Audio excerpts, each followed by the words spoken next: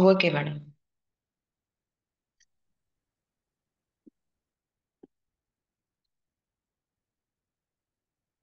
బ్రహ్మర్షి పితామహ గురుదేవులకు మనందరి గురువుగారైన బ్రహ్మర్షి పితామహ గురుదేవులకు నా ఇష్ట గురువు నా కులదైవం ఆది పరాశక్తికి ఆదిశేషుడికి సృష్టిలో ఉన్న గురువులందరికీ మన మాస్టర్ అయిన వంశీసారికి మా కాలభైరవ గ్రూప్ సభ్యులందరికీ ఆత్మ ప్రణామాలు. ఓకే మాస్టర్స్, ఇవాళ నా సబ్జెక్టు ఏకలవ్యుడు. అసలు ఏకలవ్యుడి గురించి మీరు అందరికీ ఐడియా ఉండే ఉంటుంది. అసలు ఏకలవ్యుడు ఎవరు?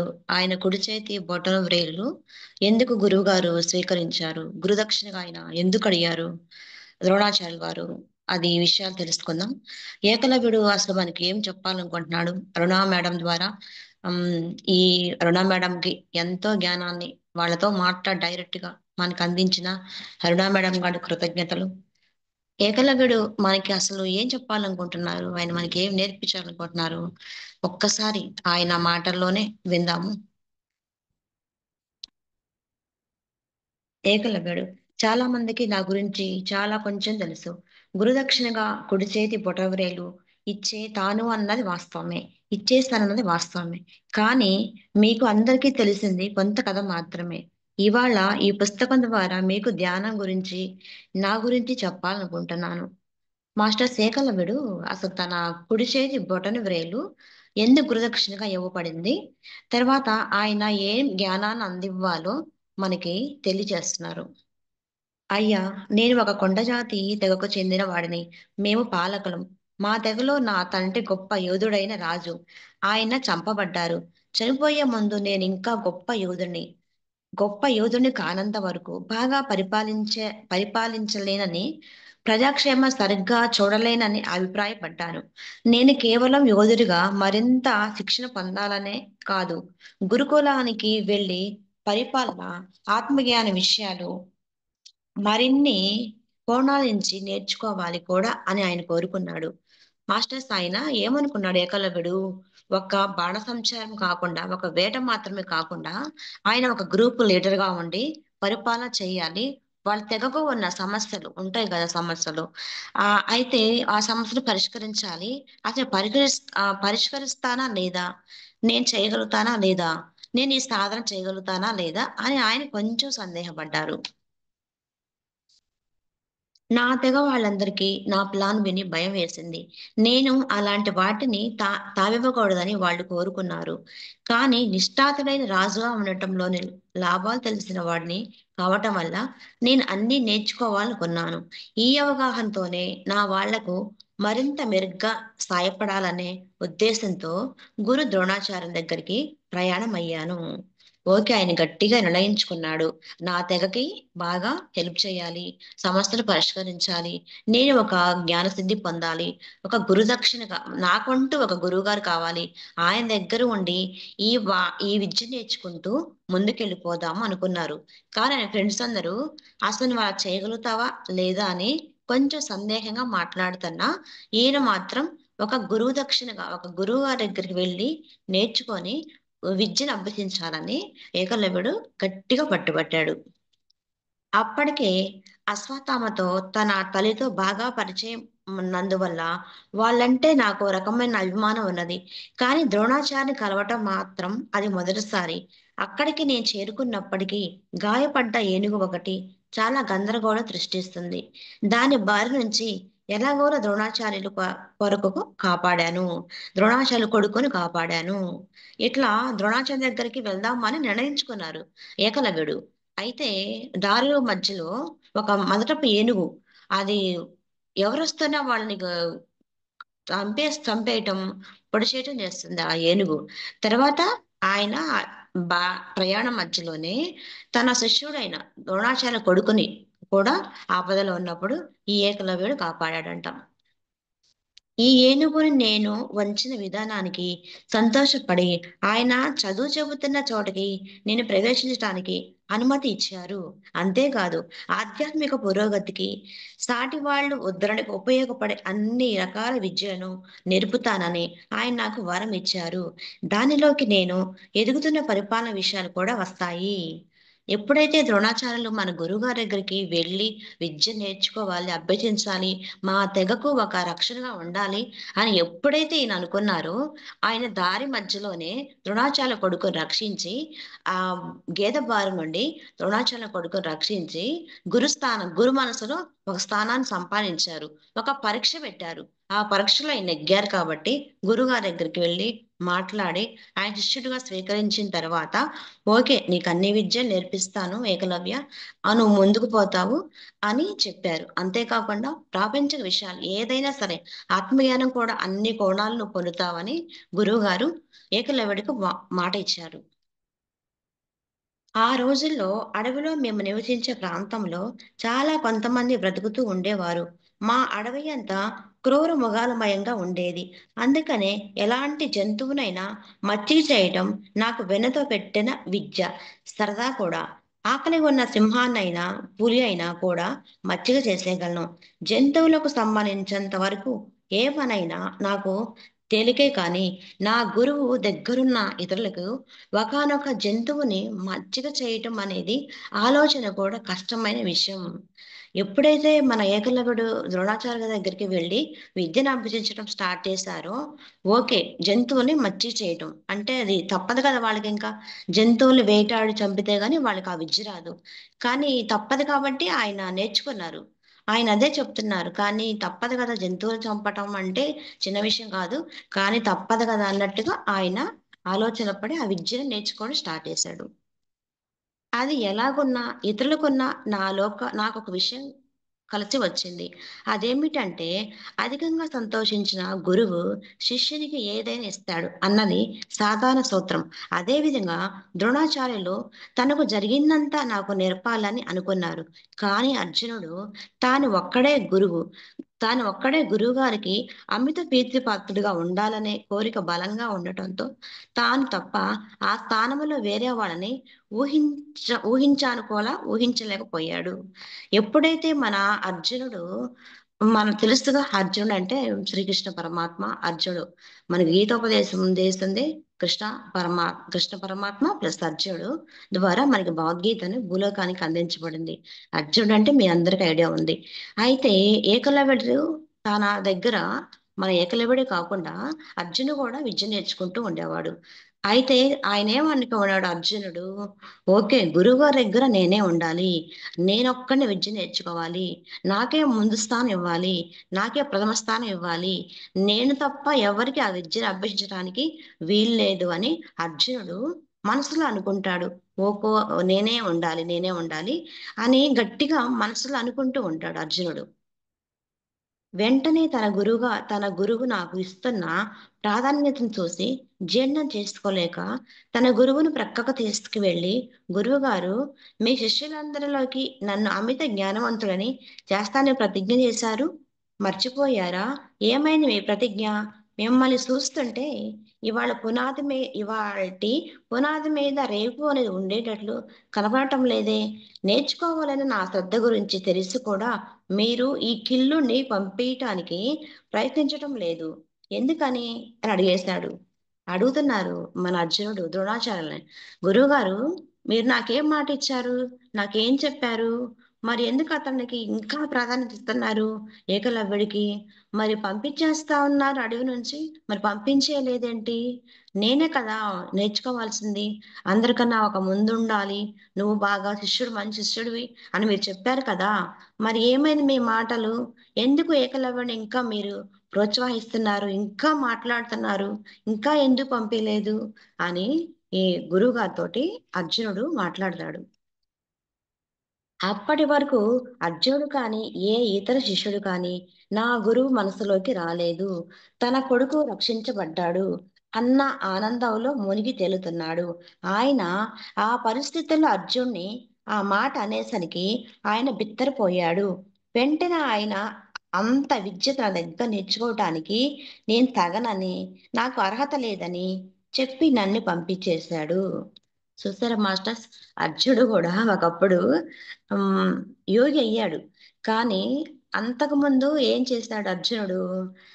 ఇలా చేయటం తప్పు గదా! ఒక శిష్యుడు తను నేర్చుకుంటున్నాడు. ఓకే. అందరూ అలాగే నేర్చుకోవాలి కదా! ఆయనెలా నేర్చుకొని విద్యలో ప్రావీణ్యం పొంది ముందుకెళ్ళాలో, అలాగే ఇంకా ఉంటారు గదా! గురువన్నాక శిష్యులు ఉంటారు కదా! ఒకరు, ఇద్దరు కాదు. అనేక వేల మంది ఉంటారు. గుంపులు, గుంపులుగా ఉంటారు. కానీ ఒక గురువనేది అందరికీ సమానంగా చూడాలి. అందరిని సమానంగా చూడటమే కాకుండా సమానంగా ప్రేమతోటి సమానమైన ప్రేమను సమానంగా చూడటం, అందరికి ఒకేలాగా విద్య చెప్పటం చెయ్యాలి కదా! అందరిని శిష్యులుగా చేయాలని ఒక గురువు లక్ష్యం. కానీ ద్రోణాచార్యులు ఎందుకు ఒప్పుకున్నాడు అసలు శిష్యుడిగా? వాళ్ళ అబ్బాయిని కాపాడాడు.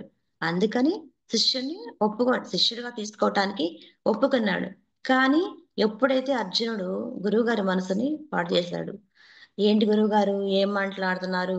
అప్పుడు నాకేం మాటిచ్చారు? ఇప్పుడు మీరేం చేస్తున్నారు? అర్జున్‌ని ఇంకా పంపించలేదు. మన మన తెగకి వస్తూనే ఉన్నాడు. వాళ్ళెందుకు?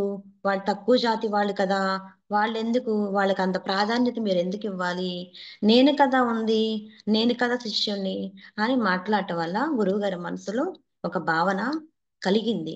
ఓకే. అర్జున్నే చేద్దాం అన్నట్టు కలిగింది. ఇన్నాళ్ళు బట్టి ఎందుకు నేర్పిచ్చాడు, ఉంచుకున్నాడంటే తన కొడుకుని కాపాడారు కదా! అందుకని అర్జున్‌ని ఆ తెగ నుండి పంపియటానికి ద్రోణాచార్య వారు నిర్ణయించుకున్నాడు. కృంగిపోయి సర్వం కోల్పోయిన వాడినై కిందకి తిరిగిపోవాలని అనుకున్నాను. కానీ ధ్యానినవ్వటం వల్ల ధ్యానం చేసి నా నా ప్రాప్తం ఎలా ఉందో తెలుసుకోవాలనుకున్నాను. ఏ ఏడవ ఏటనే ధ్యానం చేయటం నేర్చుకున్నాను. ద్రోణులను కలవటానికి వెళ్ళే నాటికి నా వయసు 20. అందుకనే నా శక్తుల ద్వారా మట్టితో ఒక దిట్టమైన బొమ్మని మలచి ధ్యానాన్ని కూర్చున్నాను. ఓకే. అర్జునుడు ఏకలవ్యుడు ఫిక్స్ అయిపోయాడు. ఓకే. గురువుగారు పంపించేస్తున్నారు. నేనిక వెళ్ళిపోతాను అని నిర్ణయించుకున్నాడు. వెళ్ళిపోయాడు. బయటికొచ్చేసాడు. కానీ బయటికి వచ్చిన తర్వాత ఆయన కుప్పకూలిపోయి, బాధపడి ఇంక నాకు జీవితం లేదు అన్నట్లుగా కాకుండా ఓకే. ఒక గురువుగారి బొమ్మని ప్రతిమని చేశాడు ఏకలవ్యుడు. ఒక గురువుగారు ప్రతిమను చేసి ధ్యానం చేద్దాము, ధ్యానంలోనే సాధిద్దాము అని ఆయన నిర్ణయించుకున్నాడు. ఎలా 7 సంవత్సరాల వయసులో ఉన్నప్పుడే ఆయన ధ్యానంలోకి వచ్చాడు కాబట్టి అప్పటికి 20 ఏళ్ళు కదా! ఈలోపు ఎంత సాధన చేశాడాయన. అందుకని ఆ ధ్యాన విద్య వలన, ఆ ధ్యాన సాధన వలన ఏకలవ్యుడు కుప్పకూలిపోకుండా ఓకే. ఏదైనా సరే అనుకుంటూ గురువుగారి ప్రతిమను మట్టితోటి తయారు చేసి, ఆయన ధ్యానం చేస్తూ, ఆ గురువు గారి దగ్గరే విద్యనెలా అభ్యసించారో చూద్దాం. వెంటనే శివునితో మాట్లాడగలిగాను. ఆయన నన్ను బ్రహ్మ దగ్గరికి పంపాడు. ఆయన నన్ను సరస్వతికి మహారూపమైన శారదాదేవిని కలవమన్నారు. ఆమె ఏదైనా సహాయం చేయగలరేమో చూడు అన్నారు. నేను సూక్ష్మ శరీరంతో అంటే ధ్యానములో ఆమె దగ్గరికి వెళ్ళాను. ఎప్పుడైతే ఏకలవ్యుడు ఇలా నిర్ణయించుకున్నాడో ఓకే. వెంటనే కూర్చున్నారు. ధ్యానానికి కూర్చున్నారు. పరమశివుడిని కలిసారు. పరమశివుడు సరస్వతి మాతను కలవమన్నారు. ఎలా కలవాలి? సరస్వతి మాతను ఫోను జేస్తే వస్తారా? రారు కదా వాళ్ళు. వాళ్ళ సాధనలు వాళ్ళకుంటాయి గాబట్టి, ధ్యానంలో సూక్ష్మ శరీర యానంతో మన సరస్వతిదేవితో ఏకలవ్యుడు మాట్లాడారు. అది ఏం మాట్లాడారో చూద్దాం. నా తల్లిదండ్రులు కోరిక తెలిపాను. నాకు శ్రద్ధాభక్తులు ఎంతగా ఉన్నాయో చెప్పాను. ఆమె వెంటనే నాకు గురువుగా, మార్గదర్శకురాలుగా, మాస్టర్‌గా ఉండటానికి అంగీకరించింది. ఆచార్య స్థానంలో ఉండి నాకు ద్రోణుడు నేర్చవలసిందంతా ఆమె నేర్పింది. ఆమె లాంటి మాస్టర్ దయకు పాత్రుడినై నాలో ఉండే శ్రద్ధాభక్తులతో నేను రాణించగలిగాను. అర్జునుడు 7 ఏళ్లలో నేర్చుకున్న దానిని నేను కేవలం 40 రోజుల్లో నేర్చుకున్నాను. అది నాకున్న సామర్థ్యం. చూసారా మాస్టర్స్ అర్జునుడికి ఎంత సామర్థ్యం ఉందో ధ్యానం చేశాడు. ధ్యానంలోంచి సూక్ష్మ శరీర యానం చేశాడు. శివుడితో మాట్లాడాడు. శివుని అమ్మవారి దగ్గరికి పంపించారు. అమ్మవారు గూడా ఈయన కృపకు అమ్మవారు కూడా ఓకే. నన్ను మార్గదర్శకురాలుగా ఉంటా నేను. నీకంతా విద్య నేర్పిస్తాను అన్నాడు. తర్వాత అర్జునుడికి ఎన్నో నెలలుగా నేర్చుకోవాల్సింది మన ఏకలవ్యుడికి 41 రోజుల్లోనే ఆమె కంటే అర్జునుడి కంటే ముందుకెళ్ళిపోయాడు. ఇక్కడ మాస్టర్ శివుడు ఎందుకు పంపిస్తాడు సరస్వతి మాత దగ్గరికి? ఆయనకి లేవా శక్తులు? ఆయనకి ఉన్నాయి కదా! కానీ ఒక సరస్వతి మాత ఏమిటి, ఒక చదువుకి చదువుల తల్లి. ఆమె అందుకనే శివుడు ఆమె దగ్గర పంపించాడు. ఎవరి స్థానం వాళ్ళది కాబట్టి పరమశివుడు సరస్వతి మాత దగ్గర పంపించారు. మీరు అంటారు కదా, శివుడు ఎందుకు పంపించారు మేడం సరస్వతి దగ్గరికి, ఏ ఆయన శక్తి లేవనుకుంటాం కదా మనం. కాదు, ఎవరి స్థానం వాళ్ళకే ఉంది కాబట్టి శివుడు మన ఏకలవ్యుడితోటి స- అమ్మవారితో మాట్లాడు, అమ్మవారి దగ్గరికి వెళ్ళు, తను ఏం చెప్తే అలా చేయనప్పుడు ఏకలవ్యుడు సూక్ష్మ శరీరాయామం చేసి అమ్మవారితో మాట్లాడి ఆమె ద్వారా ముందుకు వెళ్ళిపోయాడు. 41 రోజుల్లో విద్య మొత్తం నేర్చుకున్నాడు మన ఏకలవ్యుడు. చూసారా మరి ధ్యానం యొక్క గొప్పతనం. ఆయన చిన్నప్పటి నుంచి ధ్యానం చేయటం వల్ల ఇప్పుడు కూర్చోగానే ఒక 41 రోజుల్లోనే ఆయనకి మొత్తం విద్య వచ్చేసింది. తర్వాత అసలు ఇంకా ముందు ఏకలవ్యుడు ఏం చెప్తున్నాడో చూద్దాం మాస్టర్. అంతా కొంత సమయంలోనే ఎవరైనా ఎంత అభివృద్ధి సాధించామంటే మనుషులు ఎవరికి ఇది జీర్ణం కాదు. ఇప్పట్లో అర్జునుడు జ్ఞాని కాదు, అప్పట్లో అర్జునుడు జ్ఞాని కాదు, కానీ తెలియగలవాడు కాదు. అతను అందరిలాంటి వాడే. శబ్దవేదిని ప్రయోగించి అవి ఎక్కడ దూరంగా అరుస్తుండగానే నేను అతని వేటుకొక్కల్ని కొట్టేశాను. శబ్దవేరిని ప్రయోగించి అవి ఎక్కడ దూరంగా అరుస్తుండగానే నేను అతన్ని వేటకుక్కల్ని కొట్టేశాను. అది చూసి అతనికి నా విద్య గురించి అర్థమైంది. నా అభివృద్ధి చూసి ఆశ్చర్యపోయాడు అతను. ఆ విద్యలో అర్జునుడి మించిన వాళ్ళు లేరు.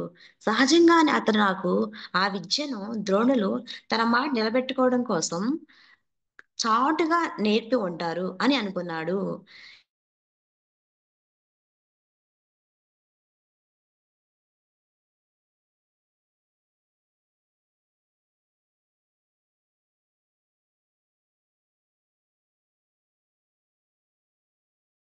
కదా, వేటకుక్కలు అరుస్తూ ఉంటాయి.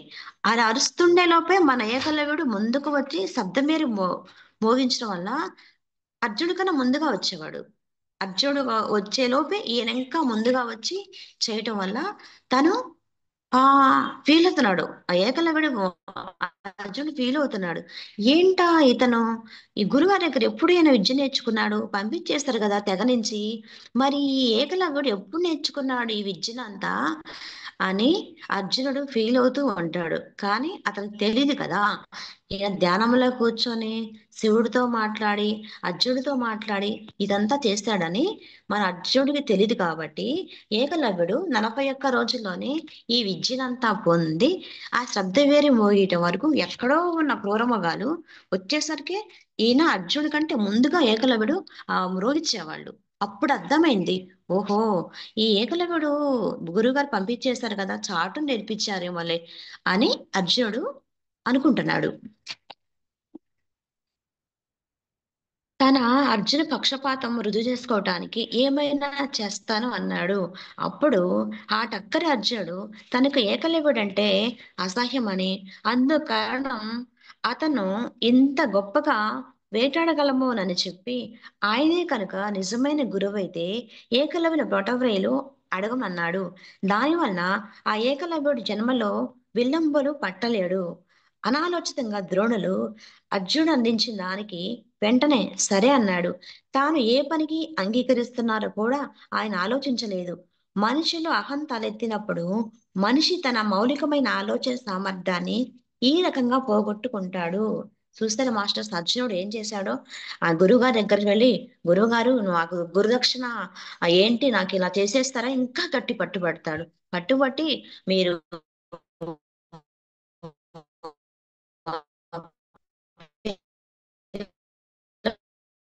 పిలవండి, ఏకలవ్యుని పిలవండి, దాని చేతి బొటనవేలు తీసేసుకో కింద పొందాలి అని చెప్పగానే కొంచెం అంటే కొంచెం కూడా ఆయన ఆలోచించకుండా ఓకే సరే అర్జున అని చెప్పగానే ఇంకా పిలిపిస్తారు, ఏకలవ్యుని పిలిపించి అడుగుతారు. అసలు ఇంకా బాధేస్తుంది చదవాలంటేనే, చెప్పటానికే బాధేస్తుంది. అబ్బా, అంత గురువుగారు అయ్యుండి ఇలా చేశారా అని అనుకున్నప్పుడు చూద్దాం. ఏకలవ్యుడు మాత్రం ధైర్యంగా ఉన్నాడు. ఏదైనా సరే ఓకే అని ఆయన ఉన్నాడు. ఇప్పుడు ఇంకా ద్రోణాచార్య వారు ఎలా మాట్లాడతారు ఏకలవ్యుడితో చూద్దాం. మనిషిలో అహం తలెత్తినప్పుడు మనిషి తన మౌలికమైన ఆలోచన సామర్థ్యాన్ని ఈ రకంగా పోగొట్టుకుంటాడు. మనుషులు ఎప్పుడైతే అహం మొదలెడుతుందో మాస్టర్స్ అప్పుడు సామర్థ్యాన్ని కోల్పోతాడు. అహం అహం చాలా మనిషికి ఉన్న దుర్భర లక్షణం. ఒక దౌర్బల్య లక్షణం ఏందంటే, ఒక ఘోరమైన లక్షణం ఏందంటే మనిషికి అహం. అది ఉండటం వల్లనే మనిషి పతనమైపోతాడు. అది మన ఈ ద్రోణాచార్య గారి దగ్గరే కొంచెం టూకీగా నేర్చుకోవాల్సొచ్చింది అందరికి. నేను ఆయన నుంచి ఏమీ నేర్చుకోలేదు. కానీ నేను చాలా జ్ఞానం పొందాను. నాకు తెలుసు ఇలాంటి ప్రవర్తనకు మూల కారణం స్వార్థం అని. వారి వారి సామర్థ్యానుసారంగా ఆయన అందరికీ సమానంగా నేర్పి ఉంటే, ఇలాంటి బుద్ధి లేని విద్యార్థి వల్ల ఆయనకు ఇలాంటి ఇబ్బంది కలిగి ఉండేదే కాదు. ఇంకా ఏకలవ్యుడు ఏం చెప్తున్నాడు? ఆయనకి బుద్ధి లేని అర్జునుడు వల్ల అర్జునుడు ఇలా అడగటం వల్ల ఆ అర్జునుడికి జ్ఞానం లేదు. ఎంత జ్ఞానం పొందాను, ఏకలవ్యుడు ఎంత జ్ఞానం పొందాడు. ఓకే. మరి ఆ జ్ఞానం ఎందుకు లేదండి అర్జునుడికి? ఎందువల్లంటే ఈయన ధ్యాన సాధన చేసి ఒక స్టేజ్‌కెళ్ళిపోయాడు. జ్ఞానం పొందాడు. అయినా సరే గురువుగారిని ఎదిరించకుండా గురువుగారు నేనెందుకివ్వాలండి? నా బటర్‌ఫ్లై నేనెందుకివ్వాలి? నాకు నేర్పింది మీరు కదా! సరస్వతి దేవి గదా నాకు నేర్పించింది అని గూడా చెప్పకుండా ఆయన ముందుకు వచ్చేసాడు. బుద్ధి లేని విద్యార్థి వల్ల ఆయనకు ఇలాంటి ఇబ్బంది కలిగి ఉండేది కాదు. ద్రోణునికి భవిష్యత్తు గురించి తెలియకుండా ఎలా ఉన్నది? తాను గురువుగా ఉన్నప్పుడు ఎవరినైనా ఒక ప్రత్యేకమైన కోవకి ఎలా వర్గీకరిస్తారు? కనుకనే తన తొందరపాటికి ఆయన మూల్యం చెల్లించవలసి వచ్చింది. చదువు చెప్పను అంటూ చెప్పేశాడు. ఓకే ఏకలవ్య నీకు చదువు చెప్పను అని తేల్చేశారు. తర్వాత ఈ అర్జునుడి కపట మోసం వల్ల మరి గురువుగారు అంతటి గురువుగారు గూడా మరి ద్రోణాచార్యులంటే ఎంతటి గురువు. మరి ఆయన కూడా ఈ అహం తలెత్తటం వలన ఈ పనికి ఒప్పుకోవాల్సి వచ్చింది. కానీ ఏకలవ్యుడు ధైర్యంగా నిలబడి ఏదైనా సరే ఓకే అనుకుంటూ ముందుకొచ్చేసాడు. అతి ముఖ్యమైన నా కుడి చేతి బొటనవేలు తీసేసుకున్నందుకు, అందుకు ప్రతిగా మహాభారత సంగ్రామంలో అస్త్ర సన్యాసం చేయవలసి వచ్చింది. దారుణంగా చనిపోయారు. మరి చూసారా? న్యాయం చేస్తే న్యాయము, అన్యాయం చేస్తే అన్యాయం. కర్మకు శిక్ష ప్రతి ఒక్కరికి ఉంటుంది మాస్టర్స్. ప్రతి ఒక్కరికి అది దేవుడైనా, గురువైనా ఎవరైనా సరే కర్మ చేస్తే మాత్రం తప్పదు. పనిష్మెంట్ పనిష్మెంటే. మరి అంతటి గురువుగారు కూడా కురుక్షేత్ర సంగ్రామంలో అలా ఓడిపోవలసి వచ్చింది. దారుణంగా చనిపోయారు. ఓడిపోవటమే కాదు, ఆయన దారుణంగా చనిపోయారు. ద్రోణుడు ద్రోణుల వారి నుంచి ద్రోణులు వారు మంచి ధ్యాని. తన కన్ తన కొడుక్కి ఎప్పటికీ ఒకే శరీరంలో జీవించే విధంగా చిరంజీవితత్వ వరాన్ని ఇచ్చారు. ఆయన అంతటి వాడికి తాను పక్షపాత కార్యం ఎంతలో పనిచేసిందో చూడండి. మరి ద్రోణుడు ఏం చేశారండి? తన కొడుకు ఏం చేశారు? సజీవంగా ఒకే శరీరంతో కొన్ని ఏళ్ళు సజీవంగా భూమి మీద ఉండే వరం ఇచ్చారు. మరది తప్పు కదా మాస్టర్స్! ఇవ్వచ్చు. కానీ అందరిని ఒకే రీతిగా చూడాలి గదా! కొడుకైనా, శిష్యులైనా అందరిని ఒకే రీతిగా చూడాలి కదా! మరి చూడండి కొడుక్కి ఎలా వరమిచ్చారు. అంటే కొడుకు ఆటనా? మరి ఆయన అలా చేయటం వల్లే కదా! మరి కురుక్షేత్ర సంగ్రామంలో ఓడిపోవటమే కాకుండా ఆయన ప్రాణం పోగొట్టుకున్నాడంటే మరి ఆయన చేసిన మిస్టేక్స్ ఒకటా? రెండా? ఎన్నున్నాయి చూసారా?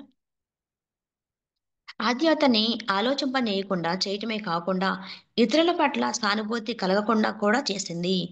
తన ధోరణిగా ఒక వృత్తికే తన బోధన వృత్తికే ద్రోహం చేసేలా చేసింది.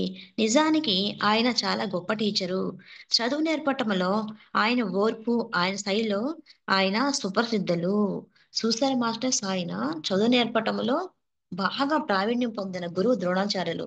మరి తన స్వార్థాన్ని చూసుకోవటం వల్ల ఈ చివరికి కు కురుక్షేత్ర సంగ్రామంలో ఓడిపోవాల్సిన పని వచ్చింది. మరన్నీ స్వార్థాలే కదా! అర్జునుడిని శిష్యుడిగా స్వీకరించటం, తర్వాత కొడుకుని అమరత్వం చేసేలా చేయటం, తర్వాత ఏకలవ్యుని బొటనవేలు తీసుకోమంటం, ఇదంతా మిస్టేక్సే కదా! మరి ఆయన చేసిన పనులే ఆయనకి ప్రాణం పోయేలా చేసింది. అర్జునుని, ద్రోణుల వారిని ఇద్దరును క్షమించేశాను. నేను ఎక్కువగా వేటాడడం అనే ఆలోచన ఎన్నడూ లేనివాడిని. ఆ విద్యంతా కేవలం ముఖ్యమైన అదనపు పరికరంగా హంగుగా మాత్రమే అనుకున్నాను. ఇక్కడ చెప్పారండి ఏకలవ్యుడు. మనం ఏమనుకుంటాం ఏకలవ్యుడు, ఆహా! బాగా వేటాడటంలో సుప్రసిద్ధుడు అనుకున్నాం కదా! కానీ ఆయన ఏమనుకున్నాడు, ఒక హంగుగా, ఒక పనిగా పెట్టుకున్నారు కానీ, అదే జీవిత లక్ష్యం. నేనదే ఇంకా నా సర్వస్వం అదే అని ఆయన ఎప్పుడు అనుకోలేదంట. అది ఒక కర్తవ్యంగా పెట్టుకున్నాడు. ఓకే. తన ఎదుగుదలలో ఒక భాగంగా పెట్టుకున్నారు. ఆ వేటాడటం అనేది. అందుకనే ఆయన బాధపడలేదు. ఇంత జరిగినా కూడా ఆయన బాధపడలేదు. ఆ కపట గురువు గురించి, కపట అర్జునుడి గురించి కూడా ఆయన చేసింది బాధపడలేదు. చివరికి చెప్పాడా? విన్నారు చూసారా మాస్టర్? క్షమించేశాను. ఏకలవ్యుడిని, ద్రోణాచార్యుని క్షమించేశానని చెప్తున్నారు. ముఖ్యమైన అదనపు పరికరంగా, పుంగాగా మాత్రమే అనుకున్నాను. నాకు ఆ విద్య ఇక లేదు కనుక, అప్పటికే నాకు తెలిసిందంతా నా సాటి వారికి నేర్పుతూ ఉండేవాడిని. అంటే నిత్య జీవిత వాస్తవాలని వారికి నేర్పాను.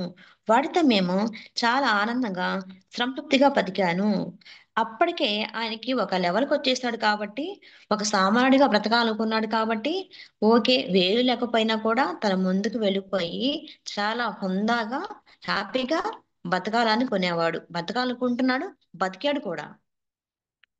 ఒక కొండ జాతి తెగగా మేము ధ్యానంలో, గొప్ప ధ్యానంలో ఎక్కడి నుంచి చెప్తారు మాస్టర్ సేకలవుడు. అసలెందుకు అలా తెగలోకి రావటము, ఆయనెందుకు ఇలా పట్టుబడటం, ఆ తెగ జాతిని రక్షింపాలని అనుకోవటం, అసలేం జరిగింది ఇక్కడి నుంచి ఆయన మనకింకా క్లియర్‌గా చెప్తారు ఏకలవ్యుడు. ఒక కొండజాతి తెగకి మేము ధ్యానులం. గొప్ప ధ్యానులం కాదనుకోండి. మాకు లేదని కావాల్సినవి నేను ఆహ్, లాగలేనని దగ్గర నుంచి నేర్చుకున్నాను. మాకు దె మాకు లేనివి కావాల్సినవి నేను శారదాదేవి దగ్గర నుంచి నేర్చుకున్నాను. ధ్యానం చేస్తూ ధ్యానం గురించి, జ్ఞానం గురించి ఇతరులకి చెప్పేవాడిని. అప్పటికే ఆయన బయటకొచ్చేసాడు. ద్రోణాచార్యుల దగ్గర ఏలు ఇచ్చేసాడు. బయటకొచ్చేసాడు. ఆనందంగా ఉన్నాడు. తర్వాత శారదాదేవి దగ్గర విద్య నేర్చుకున్నాడు. నేర్చుకొని ఏం చేశాడండి? బయటకొచ్చాడు. అందరికీ ధ్యానం గురించి నేర్పడం స్టార్ట్ చేశాడు. ఫ్రెండ్స్, మేము ధ్యానం గురించి ఏమనుకునే వాళ్ళమో మీ అందరికీ చెప్పాలని ఉంది. మీ అంతర్గత ఇంద్రియాలతో పనిచేసే మార్గమే ధ్యానం. అంటే ఆలోచనలు అని పిలువబడే మనసు వాగుడుకు మూసివేసి మీరు చైతన్య భూమిలోకి ప్రవేశించగలుగుతారు. అసలు ధ్యానం అంటే ఏకలవ్యుడు మాస్టర్స్ ఏం చెప్తున్నారు? ఓకే. మనస్సు, మనసు అనే ఆలోచనలు, ఆలోచన అంటేనే మనసు. మనసున్న ఆలోచనల నుంచి మీరు బయటపడి అంతర్గత శక్తుల్ని స్వీకరించాలని ధ్యానములో ఏకలవ్యుడు చెప్తున్నాడు. అక్కడే మీకు జ్ఞానం కలుగుతుంది. ఇతర లోకాల గురించి, అక్కడ మాస్టర్స్ గురించి మాత్రమే కాదు, మిగతా జన్మల గురించి కూడా తెలుసుకోగలుగుతారు. మాస్టర్స్ ఇంకా ఆయన ఏం చెప్తున్నారు ఏకలవ్యుడు ఒక ధ్యానం గురించి, మీ అంతర్గత ఇంద్రియాలతో పనిచేసే మార్గమే ధ్యానము. ఆ ధ్యానములో ఆలోచనలు అనే పిలువబడే మనసును కట్టివేయటం, తరువాత సూక్ష్మ శరీర యానంతో అన్ని లోకాలకెళ్ళి జ్ఞానం పొందటం. జ్ఞానం నేర్చుకోవటం అని చెప్పాడాయన అర్జునుడు. అసలు సూక్ష్మ శరీరయానం ఎందుకు చేశాడు? ఎలా చేశాడు? ఆయనేం నేర్చుకున్నాడో, ఆయన ఏం చెప్పాడో చూద్దాం. ఇతర లోకాల గురించి తెలుసుకునేటేందబ్బా అని మీరనుకోవచ్చు. మన గత జన్మల గురించి తెలుసుకోవాల్సినంత అవసరం ఏముందబ్బా అని అనుకోవచ్చు. ఆయన చెప్తున్నారు. అబ్బా! ఏంటి ఇతర లోకాలకెళ్ళేదేంటి? అక్కడ ఏముంది మనం చూసేది? అక్కడ ఏం నేర్చుకోవాలి? మనం అనుకుంటా ఉంటాం. కానీ ఆయనేం చెప్పారంటే అక్కడికెళ్ళాలి. అక్కడ వాతావరణం ఎలా ఉంది? అక్కడ మనుషులు ఎలా జీవిస్తున్నారు? ఇక్కడ మనం ఎలా ఉన్నాము? అక్కడికి, ఇక్కడికి తేడా ఏమిటి?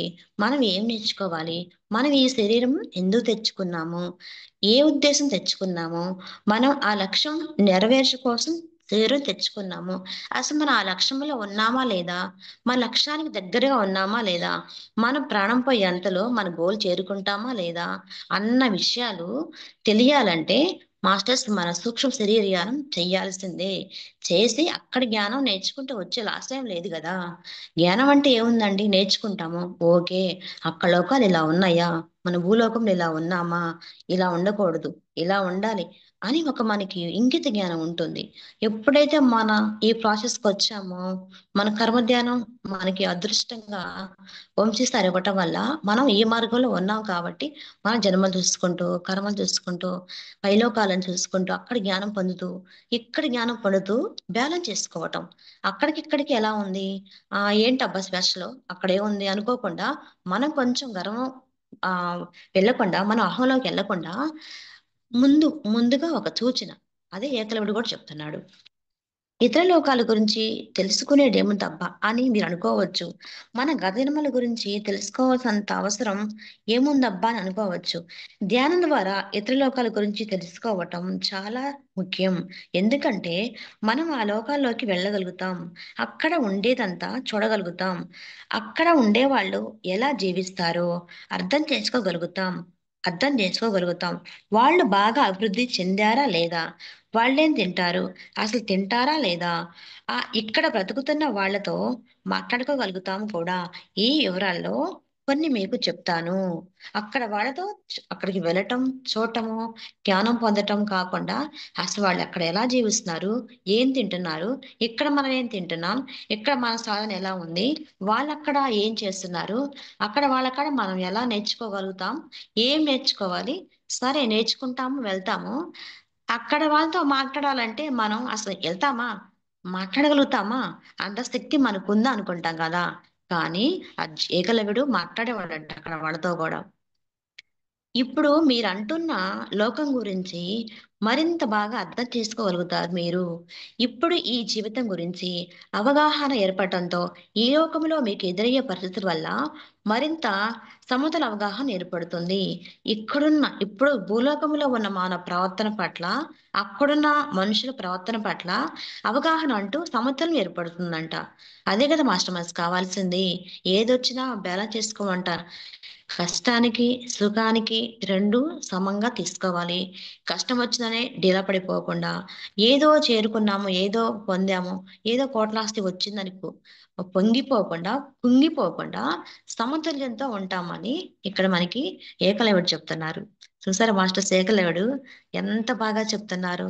మరాయన కుంగిపోలేదు కదా! మరి బొటనవ్రేలు తీసేసాడని కింద పడి ఏడవకుండా, ఇంక నాకు జీవితమే లేదు. నా జీవితం అంతా అయిపోయింది అని ఆయన బాధపడకుండా మరి ఎలా ముందుకెళ్లారో చూసారా? ముందుకెళ్ళటం, శారదాదేవి దగ్గర విద్య నేర్చుకోవటం, పైలోకాలకెళ్ళటం, ధ్యానం చేయటం, ఇక్కడ నేనెలా ఉన్నాను, అక్కడ వాళ్ళెలా ఉన్నారు, అక్కడ వాళ్ళేం తింటున్నారు, ఇక్కడ నేనేం తింటున్నాడు, నేను కరెక్ట్‌గా ఉన్నానా లేదా అని 1, 10 సార్లు ఆయన చూసుకుంటూ మనకు కూడా చెప్తున్నారు. ఇప్పుడు ఇంకా మన గతిమల గురించి చెప్పాలి అని ఉంది. మనం మొదటిసారిగా ఈ లోకానికి రాలేదు. ఇప్పటికే రకరకాల జన్మలు ఎన్నో ఎత్తి ఉన్నాయి. వాటిలో రకరకాల పాత్రలు పోషించాము కూడా. ఇంకా ఏం చెప్తున్నారాయన? ఇంకా, ఇంకా, ఇంకా చెప్పాలని తపన వాళ్ళకి. ఎందుకంటే మనం గూడా నేర్చుకొని ముందుకు వెళ్ళాలని వాళ్ళ పట్టుదల. మనకే కాదు వాళ్ళకి ఇంకా పట్టుదల ఉంది. ఇంకా, ఇంకా నేర్చుకోవాలి. ఇంకా పైలోకాల్లో ఏవున్నాయి అని నేర్చుకోవాలని ఆయన మనకి చెప్తున్నారు. ఇప్పటికే మనం ఏమి నేర్చుకున్నామో గత జన్మల నుంచి గుర్తుచేసుకోవటం ముఖ్యం.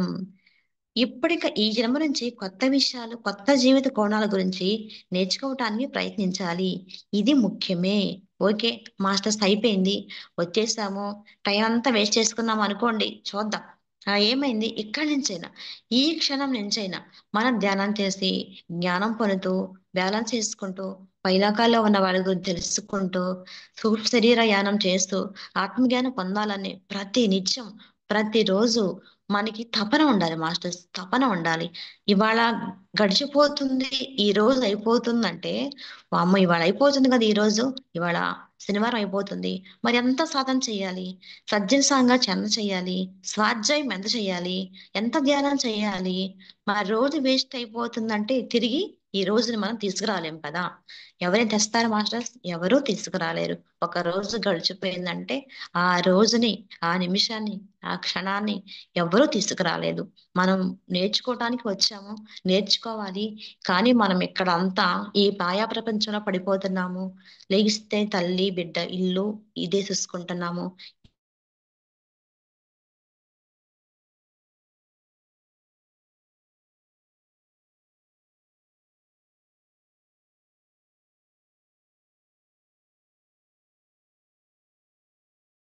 నేర్చుకోండి.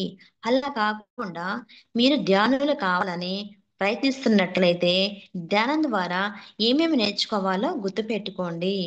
ఓకే మాస్టర్స్, మీరింకా ఏం నేర్చుకోవాలో టూకీగా మాత్రం ఈ 2 గుర్తుపెట్టుకోండి. తర్వాత ఇంకా ధ్యానం చేయండి. ఈ 2 కోణాలు నేర్చుకోండి.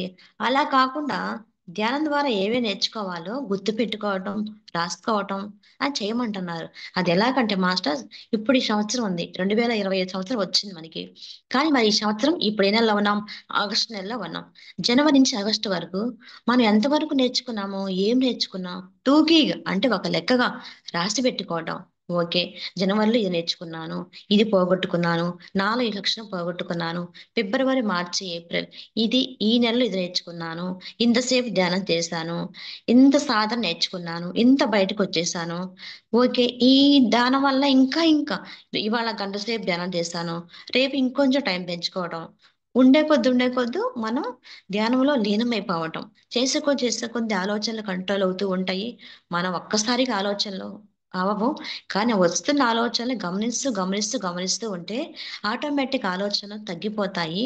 మనకి స్వచ్ఛత, మనకి స్వచ్ఛత ఏర్పడుతుంది.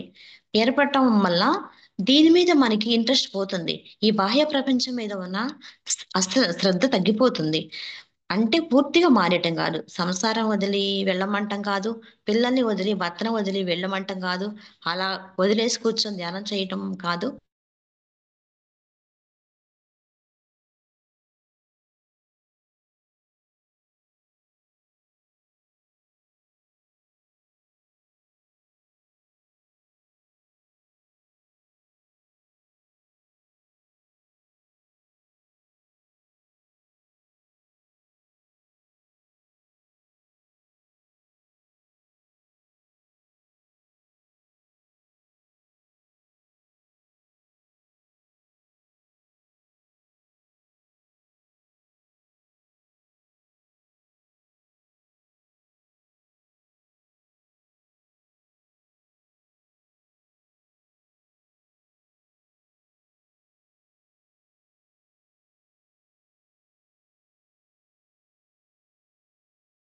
ఏకలవ్యుడు ఇంకా మాస్టర్స్ ఇంకా ఏం చెప్తున్నారు?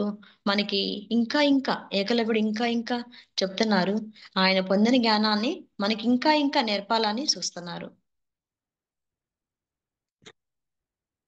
ఒక్క నిమిషం మాస్టర్స్.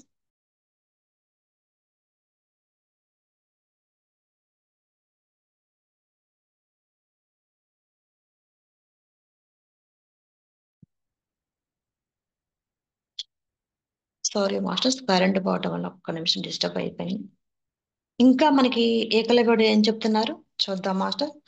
ఈ జన్మకి చాలా ముఖ్యమైన కోణం. ఆ మాటకు వస్తే ఏ వ్యక్తి అయినా ముఖ్యమైన కోణం అవగాహన పొందటం అంటే అన్ని సుఖాలను, దుఃఖాలను సంతోషంగా అనుభవిస్తూ జీవించటం నేర్చుకోవాలంటమాట. అంతేకాకుండా ఇంకా మనకి ఏకలవ్యుడు మాస్టర్స్ ఏం చెప్తున్నారు? ఈ జన్మకి చాలా ముఖ్యమైన కోణం. ఆ మాటకు వస్తే ఏ జన్మకైనా ముఖ్యమైన కోణం అవగాహన పొందటం అంటే అన్ని సుఖాలను, దుఃఖాలను సంతోషంగా అనుభవిస్తూ జీవించటం నేర్చుకోవటం అన్నమాట. ఎందుకంటే ఆ సుఖదుఖ లక్షణాల మనం ముందే స్వయంగా ప్లాన్ చేసి తెచ్చుకున్నవి.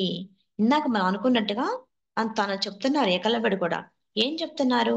ఆ మాటకు వస్తే అన్ని సుఖదుఖాలు సమానంగా బ్యాలెన్స్ చేసుకోవాలని చెప్తున్నారు. అంతేకాకుండా అలాంటి పరిస్థితుల్లో మనం జీవించలేక పోయినట్లయితే అప్పుడు ఈ జన్మ వృధా అయిపోతుంది.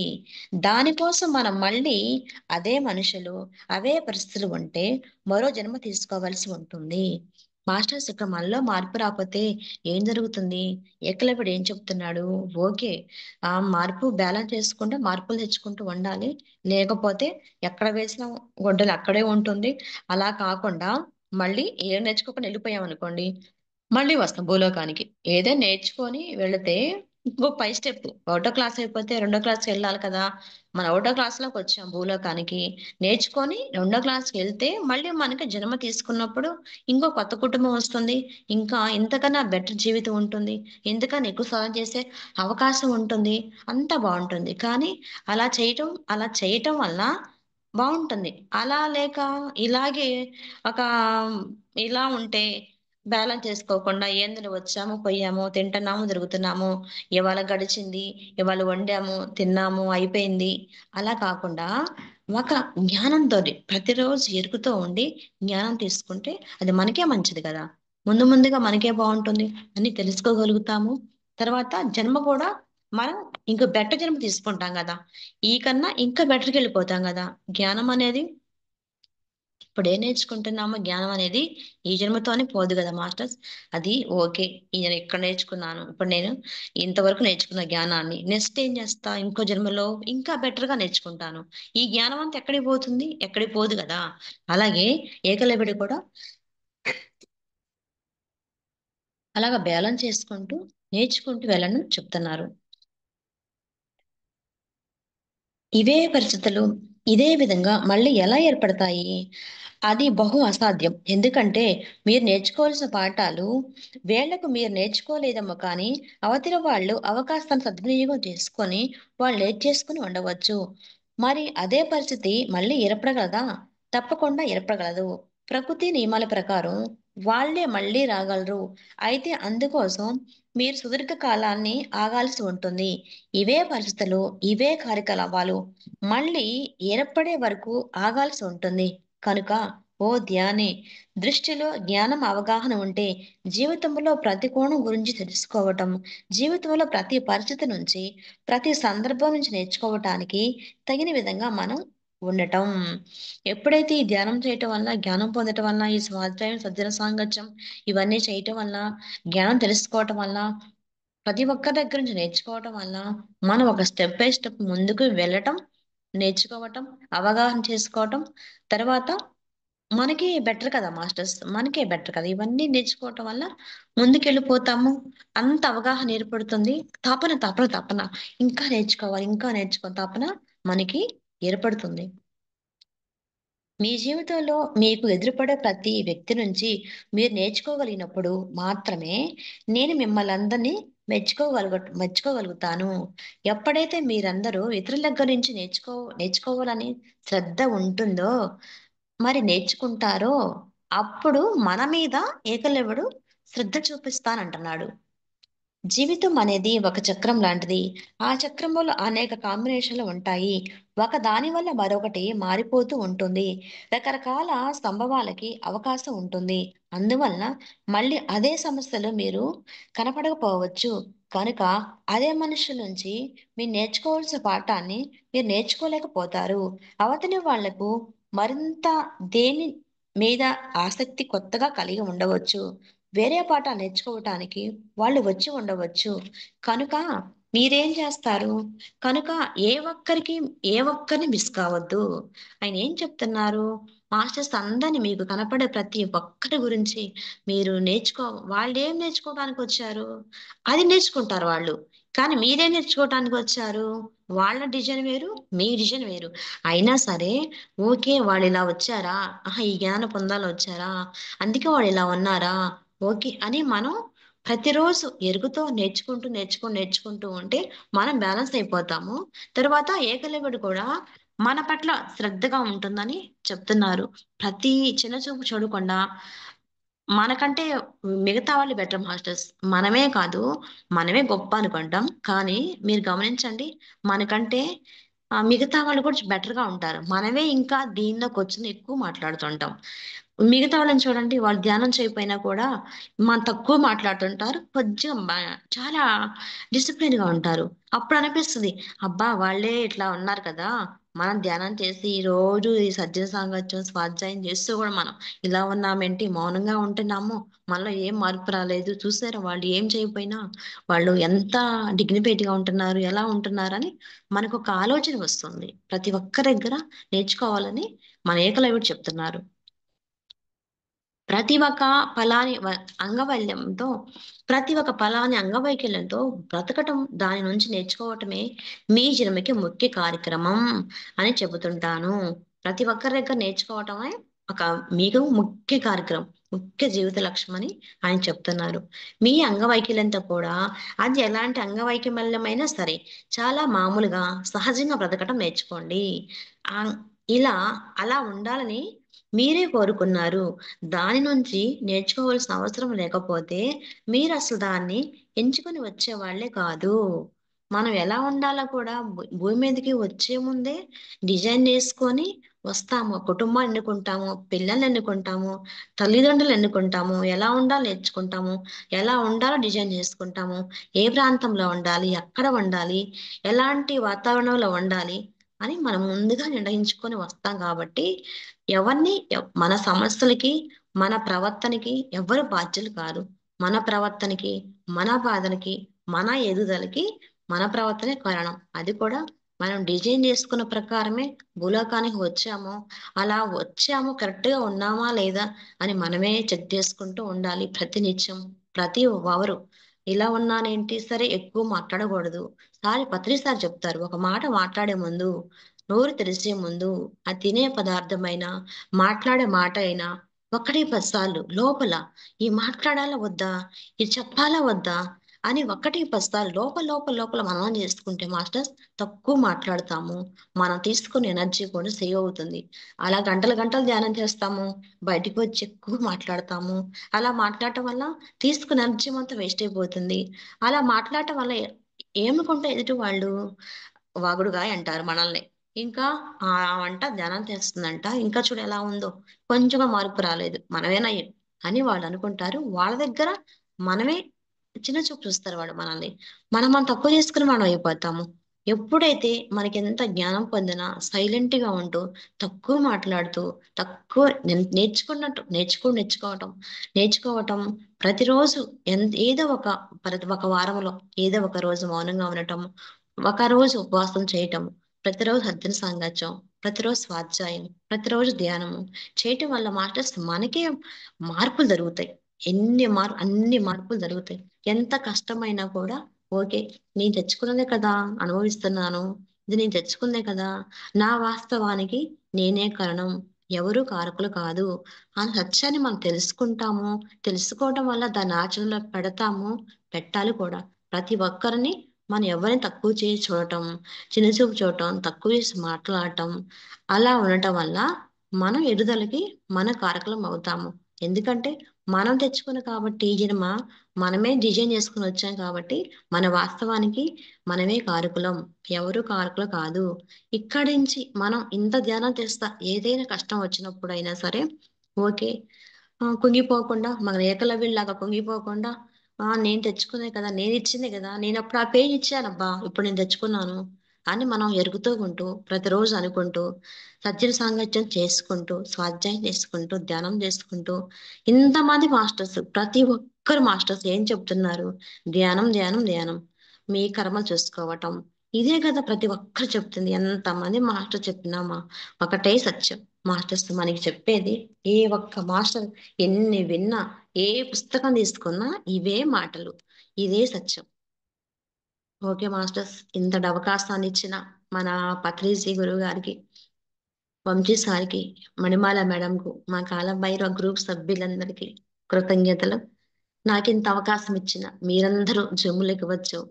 నా క్లాస్ వింటూ నాకింత అవకాశాన్ని ఇచ్చిన మీరందరికీ కృతజ్ఞతలు మాస్టర్స్. Okay masters. ఎవరైనా మాట్లాడతారా?